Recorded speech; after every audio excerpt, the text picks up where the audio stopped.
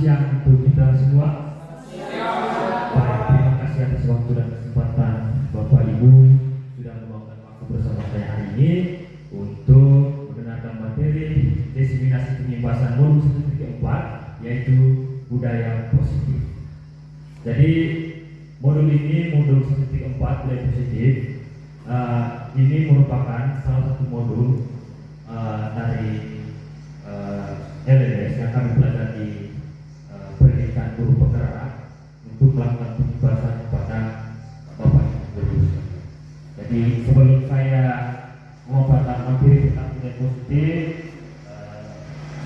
saya ingin meminta kepada Bapak guru doa kepada kawan.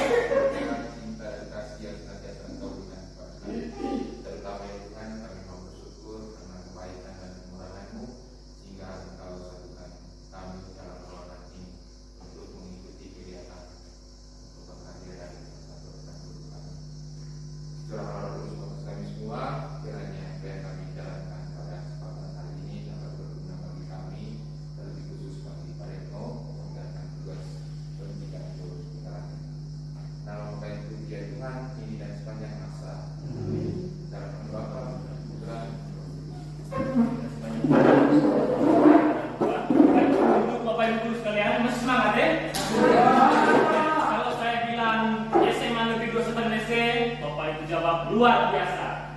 Baik. Ya, 1, 2, 3. SMA Negeri 2 Setar Mese lagi maju. Luar biasa. SMA Negeri 2 Setar Mese lagi maju. Luar biasa. Baik. Pada kesempatan ini, mudah-mudahan Bapak Ibu kepada guru hari ini masih tetap semangat untuk mendengarkan dan pemaparan materi dari saya tentang budaya positif. Bapak Ibu guru, baik. Jadi Bapak Ibu guru sekalian, ini adalah konsep inti budaya positif. Yang pertama ada perubahan paradigma, terus yang kedua disiplin positif, yang ketiga motivasi perilaku manusia, yang keempat kebutuhan dasar manusia, terus yang kelima musik kontrol, yang keenam budaya positif, dan yang ketujuh segitiga dari segitiga. Jadi ini konsep inti budaya positif yang kita akan bahas pada hari ini. Ya. Bapak Ibu guru dan sekalian, berbicara tentang budaya positif. Apakah dari Bapak Ibu sudah tahu atau sudah mengenal terkait dengan apa itu budaya positif?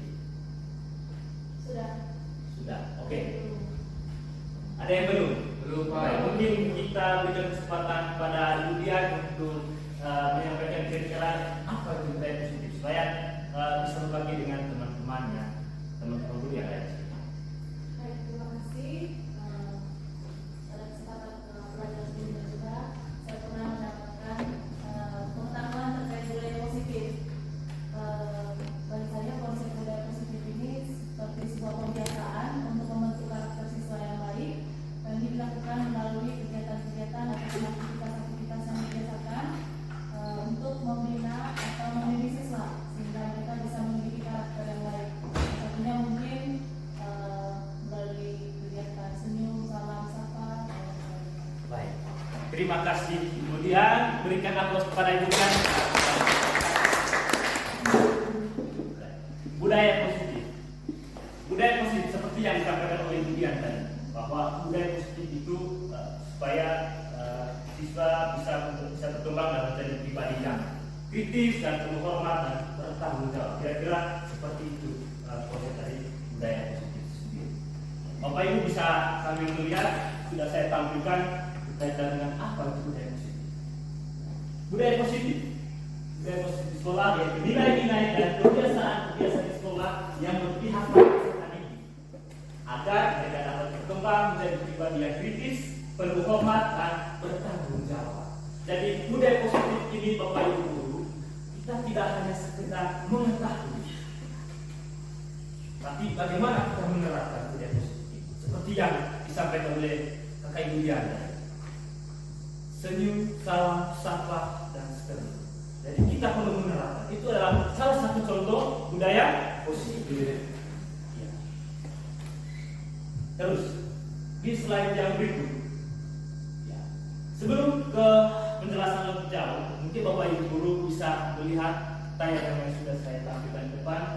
Ini merupakan tujuan pendidikan. Ya. Mungkin sebelum kita membahas lebih jauh berkaitan dengan apa itu budaya positif, bagaimana penerapannya pada siswa, ya, Bapak Ibu bisa melihat tujuan pendidikan menurut Ki Hajar Dewantara. Menurut Ki Hajar Dewantara, tujuan dari pendidikan itu sendiri yaitu menuntut segala kodrat yang ada pada anak-anak agar mereka dapat mencapai keselamatan dan kebahagiaan yang setinggi-tingginya, baik sebagai manusia maupun sebagai anak bangsa. Bapak Ibu dan Bapak dan Ibu guru, pada dasarnya kita sebagai guru itu menuntut anak-anak sesuai dengan kodrat, sesuai dengan bakat dari anak itu sendiri. Kita tidak bisa memaksa kau harus jadi ini, kau harus jadi itu, tidak. Tapi bagaimana kita menuntut seorang anak sesuai dengan bakatnya, kodrat alam. Saya kira seperti itu tujuan pendidikan dari Ki Hajar Dewantara. Ya. Baik, perubahan paradigma. Untuk membangun budaya positif, Bapak Ibu, sekolah perlu menyediakan lingkungan yang positif, aman dan nyaman agar murid mampu berpikir, bertindak dan mencipta dengan merdeka, mandiri dan bertanggung jawab. Ini adalah satu perubahan paradigma disiplin positif. Terus yang berikut, disiplin dikaitkan dengan kontrol. Dalam hal ini kontrol guru dalam menghadapi murid. Seperti yang saya sampaikan sebelumnya Bapak Ibu, budaya positif tidak hanya secara melengkapi, tapi bagaimana supaya kita menerapkan budaya positif tersebut. Ya. Perubahan paradigma dan teori kontrol. Yang pertama, ilusi guru mengontrol murid. Terus yang kedua, ilusi bahwa kritik dan membuat orang merasa bersalah dapat menguatkan karakter. Terus yang ketiga, ilusi bahwa semua penguatan positif efektif dan bermanfaat. Terus yang keempat, ilusi bahwa orang dewasa memiliki hak untuk memaksa. Jadi ini perubahan paradigma teori kontrol atau ilusi kontrol. Jadi kita lihat itu penjelasannya. Ya. Mungkin tadi Bapak Ibu sekalian bisa melihat tayangan yang saya sudah tampilkan di sini. Ini adalah salah satu contoh sebentar bagaimana kita mengambil sebuah posisi ilusi kontrol atau ilusi kontrol. Mungkin Bapak Ibu saling menggenggam tangan, ya, tangan, ya, sekuat-kuatnya. Ikuti instruksi yang sesuai yang saya tayangkan di depan.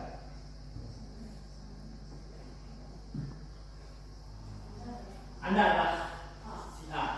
Tugas Anda, mungkin dari Bapak Ibu yang bagi-bagi, yang satunya sebagai si A, yang satunya sebagai si B. Ya, mungkin yang ya, baik. Saling berhadapan, saling berhadapan, saling berhadapan. Ya, baik. Bapak Ibu mencoba sekuat-kuatnya. Kuat-kuatnya, lalu kemudian cobalah buka. Bayangkan ya, saya instruksi Bapak Ibu.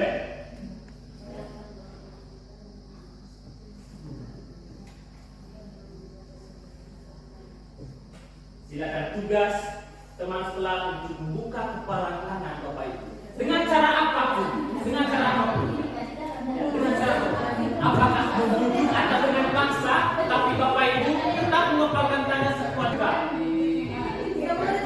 Ya, dia mengerti. Ayo. Ya, dengan membujuk dengan memaksa, terserah saja.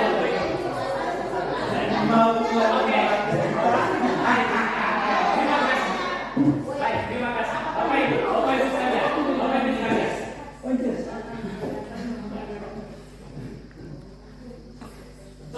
perhatikan pertanyaannya di bawah.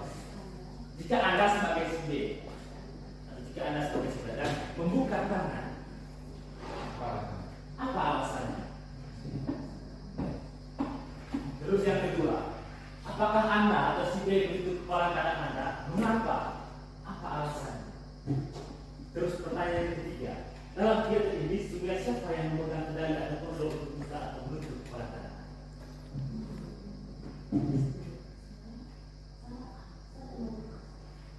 Jadi ini sebagai refleksi untuk Bapak Ibu.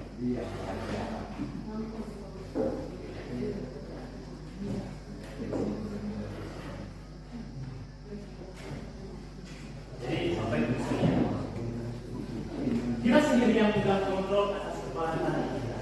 Apakah kita mau membuka ataupun menutup kepala kanan kita? Itu tergantung pada diri kita. Dengan alasan apapun kita membuka, tapi kita sendiri yang mengontrol. Ada satu hal yang ingin kita kasih tahu, atau ada satu hal yang ingin kita tidak kasih tahu. Ada yang bersifat privasi, ada yang bersifat umum. Jadi ini kira-kira.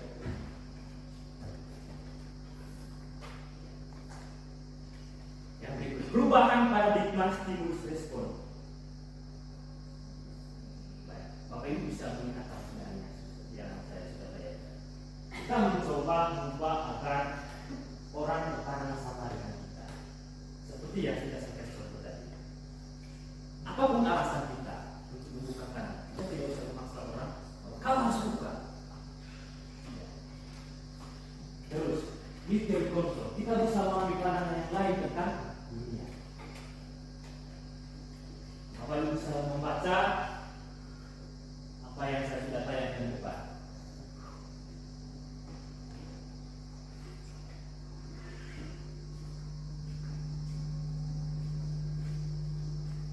Sudah Bapak Ibu?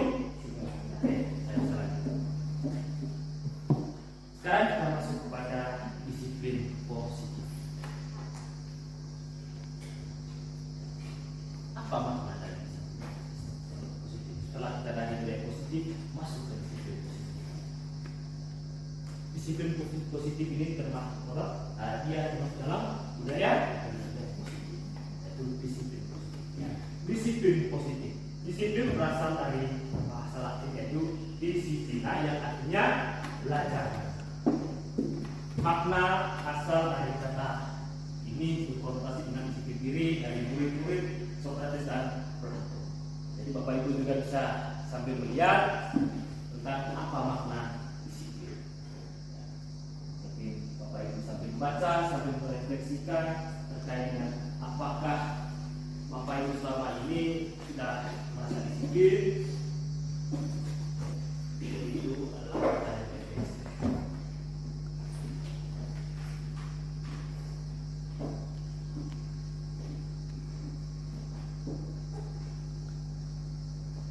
Bisa saya lanjutkan sebab B? Sudah?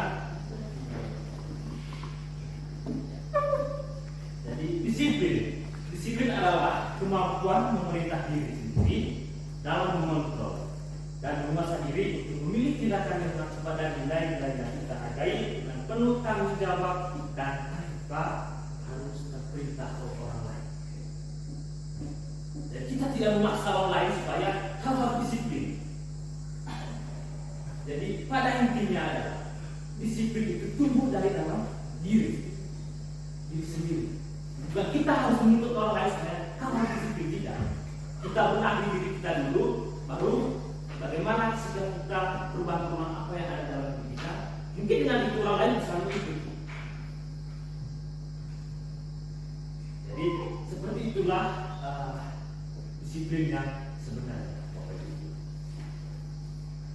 Terus yang berikut, ya, nilai-nilai yang kita hargai.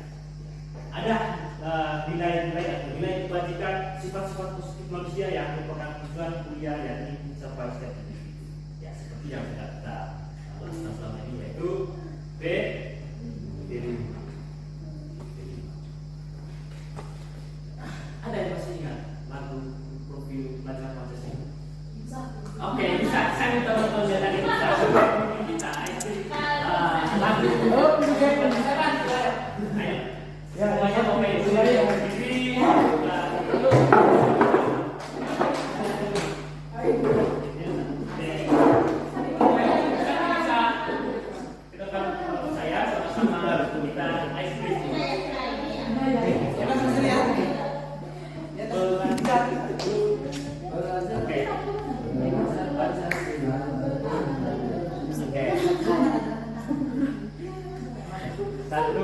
Oke, Ibu Santi.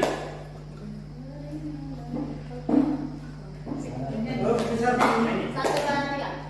Belajar Pancasila, beriman dan bertakwa pada Tuhan Yang Esa dan berakhlak mulia, berkebinekaan global, gotong royong mandiri, kreasi dan bernalar kritis. Oke. Ulang sekali lagi. Oke. Belajar Pancasila, beriman dan bertakwa pada Tuhan Yang Esa dan berakhlak mulia, berkebinekaan global, gotong royong mandiri, kreasi dan bernalar kritis.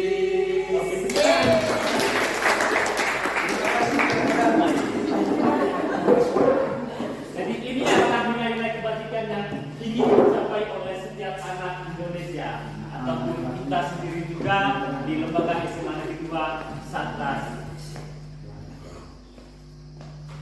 Teori motivasi atau perilaku manusia. Teori motivasi. Yang pertama ada motivasi eksternal dan yang kedua ada motivasi internal. Motivasi eksternal untuk menghindari ketidaknyamanan hubungan apa yang akan terjadi apabila saya tidak melakukan atau saya tidak melakukan.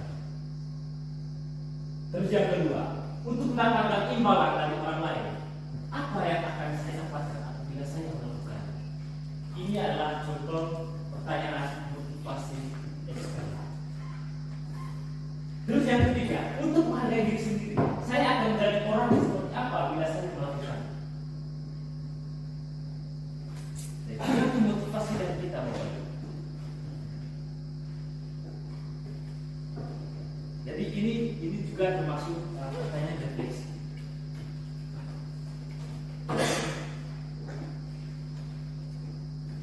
Kita masuk pada kebutuhan dasar manusia, Bapak Ibu. Jadi kebutuhan dasar manusia itu ada 5. Yang pertama bertahan hidup. Terus yang kedua berpuasa, yang ketiga kasih sayang, kesenangan dan kebebasan. Dan jadi ini adalah kebutuhan dasar manusia, kebutuhan kita sehari-hari. Jadi ini, Bapak Ibu bisa lihat kita. Ini contoh sebentar baca. Bapak Ibu silakan baca dulu cerita yang saya sudah tampilkan. Ibu Adi, guru kelas 5 SD Pelita Hati, sedang bingung menghadapi ulah salah satu murid di kelas. Beberapa anak telah datang dan mengeluhkan Agus yang sering kali meminta bekal makan siang mereka dengan paksa.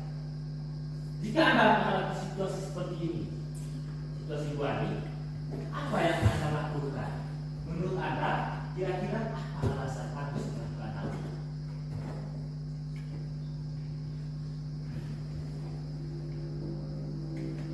Mungkin Bapak Ibu bisa menjawab dari permasalahan ini.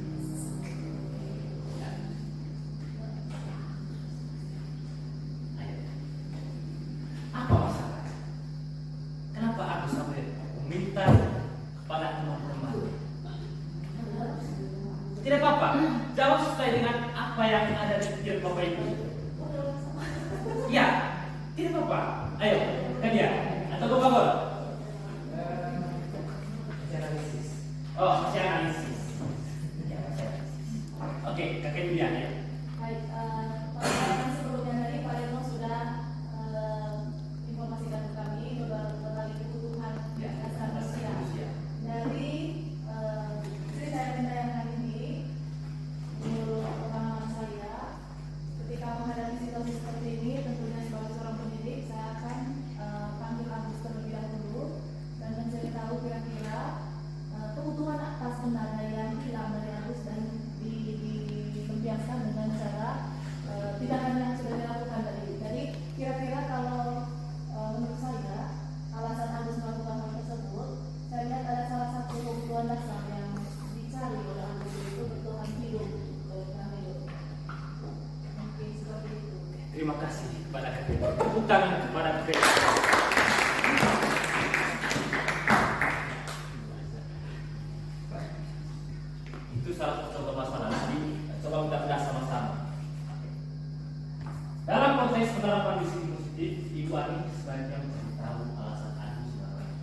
seperti yang disampaikan oleh Pak Ibu, saya tahu alasan si Agus, kenapa Agus sampai berbuat hal seperti Agus. Jadi itu adalah poin. Apabila jawaban Agus karena ia lapar dan orang tua yang tidak membawakannya bekal makan siang, kebutuhannya adalah bertahan hidup. Kebutuhannya Agus dulu harus bertahan. Terus yang kedua, apabila jawaban Agus karena dia senang temannya, jadi memperhatikan dia supaya ada perhatian dari teman. Butuhkan untuk perhatian. Terus yang ketiga, apabila jawaban Agus adalah dia merasa hebat karena temannya jadi takut dan menuruti keinginannya. Kebutuhan Agus ini penguasa atau batas kemampuan.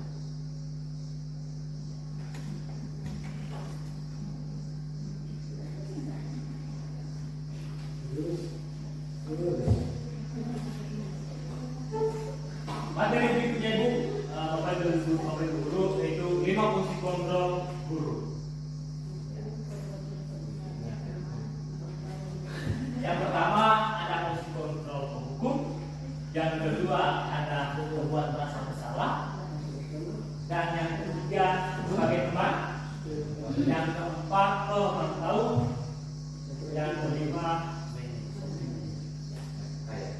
Jadi ini adalah 5 fungsi kontrol dari kita sebagai guru. Kira-kira dari 5 fungsi kontrol yang ada yang saya sudah tanya, kira-kira Bapak Ibu, Bapak dan Ibu guru, kira-kira posisi kontrol yang mana? Apakah sebagai penghukum, atau yang kedua membuat merasa bersalah, yang ketiga sebagai teman, yang keempat memantau, atau yang kelima sebagai manajer? Sebagai apa?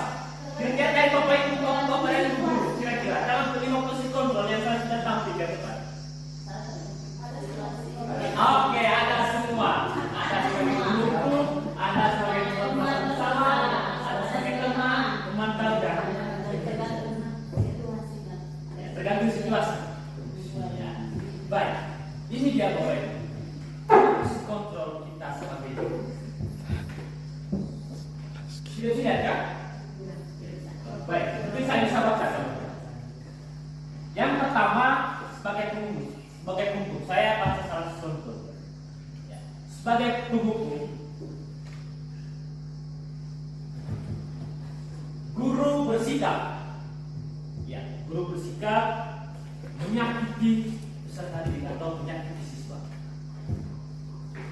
Ya, seperti kalau misalkan salah satu contoh, misalkan ada peserta didik yang membuat kesalahan, kita panggil, "Woi, ke sini.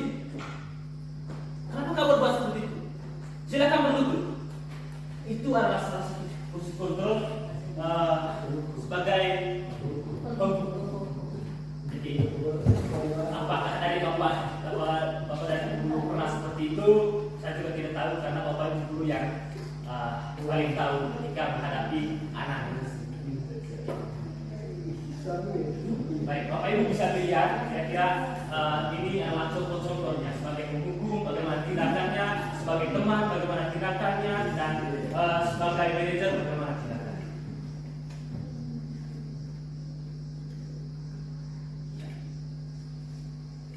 Jadi ini adalah contoh pertanyaan. Contoh pertanyaan dari 5 fungsi kontrol.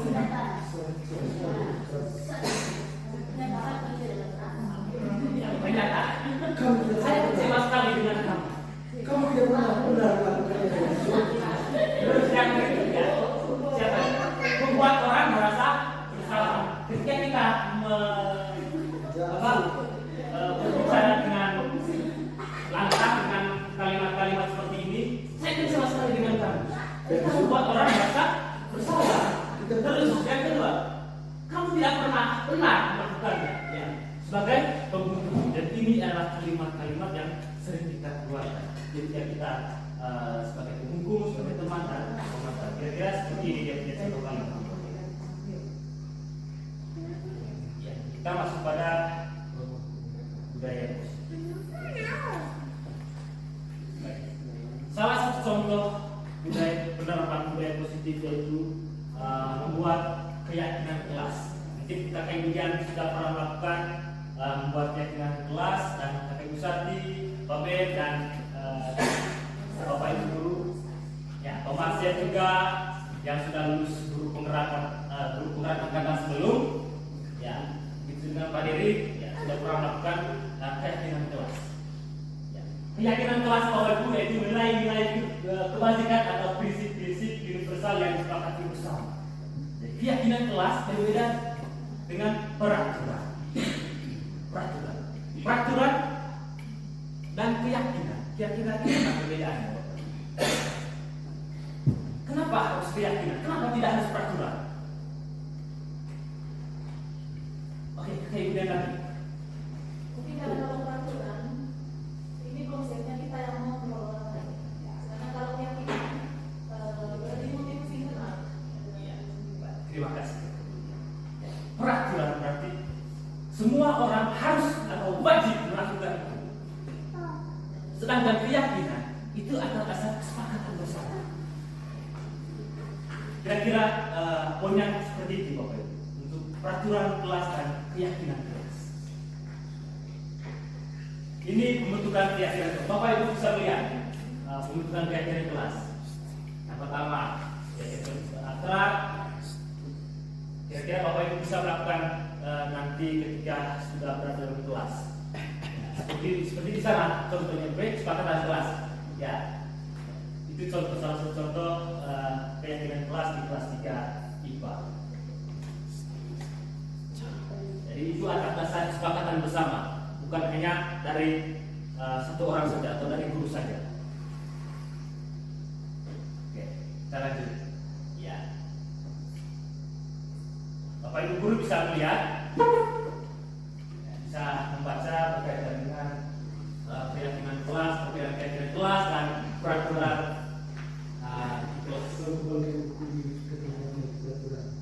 Kalau peraturan selalu, ya ini contoh selalu kembalikan buku ke tempatnya.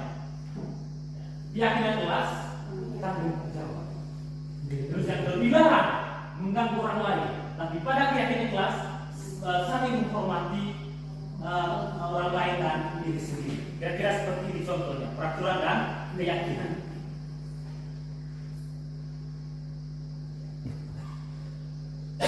Jadi membuat kesepakatan kelas. Mungkin Bapak Ibu juga bisa melihat contoh kesepakatan kelas di kelas IPA sudah ada di bagian kanan.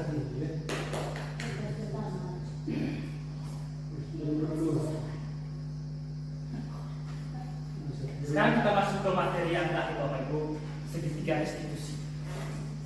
Segitiga restitusi, ya. Segitiga restitusi yaitu proses menciptakan kondisi bagi murid untuk memperbaiki kesalahan mereka sehingga mereka bisa kembali kepada kelompok mereka dengan karakter yang lebih kuat. Melalui segitiga restitusi, guru dapat membantu murid menjadi lebih memiliki tujuan disiplin positif serta memulihkan dirinya setelah berbuat salah. Yang ketiga, membantu murid untuk jujur pada diri sendiri dan mengevaluasi dampak dan kesalahan yang dilakukan. Terus yang berikut, memberikan penawaran bukan paksaan. Jadi seperti ini segitiga restitusi. Bukan kita buat segitiga lalu kita taruh dalamnya restitusi. Kira-kira segitiga restitusi seperti itu. Yang pertama ada validasi tindakan, terus yang kedua mensalurkan identitas, yang ketiga ada menanyakan keyakinan. Kita lihat contoh untuk tahapan segitiga restitusi. Yang pertama menstabilkan identitas. Bapak Ibu bisa lihat tahapan segitiga restitusi. Untuk menstabilkan identitas, terbuat semangat itu tidak apa-apa. Ini adalah salah satu contoh kalimat menstabilkan identitas. Contoh di tahapan segitiga restitusi. Bapak Ibu bisa melihat.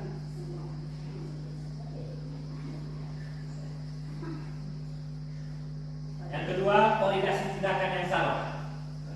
Validasi tindakan yang salah. Padahal kamu bisa melakukannya lebih buruk daripada ini ya. Jadi validasi tindakan. Pertanyaan yang membuat siswa untuk berpikir, apakah yang saya lakukan ini benar atau salah? Terus yang kedua, kamu pasti punya alasan mengapa kamu lakukan hal itu. Iya. Jadi ini tahapan yang kedua, validasi tindakan yang salah. Terus yang ketiga, menanyakan keyakinan. Jadi keyakinan kelas yang sudah kita buat, tanya ke peserta didik. Kamu melanggar keyakinan apa atau apa yang kita percaya sebagai kelas atau sebagai keluarga, atau apa nilai-nilai umum yang kita telah sepakati, atau keyakinan yang sudah kita sepakati, atau kira-kira keyakinan kelas mana yang siswa tersebut sudah makan. Jadi menanyakan keyakinan. Jadi untuk segitiga restitusi saya sudah mempraktikkan Bapak Ibu di kelas IPA. Jadi ini adalah dokumentasi dan videonya juga ada ya, untuk praktik segitiga restitusi. Ya, mungkin itu kurang dan lebihnya saya mohon maaf apabila ada kata saya yang salah. Jangan simpan dalam hati, biarkan itu ada dalam diri saya.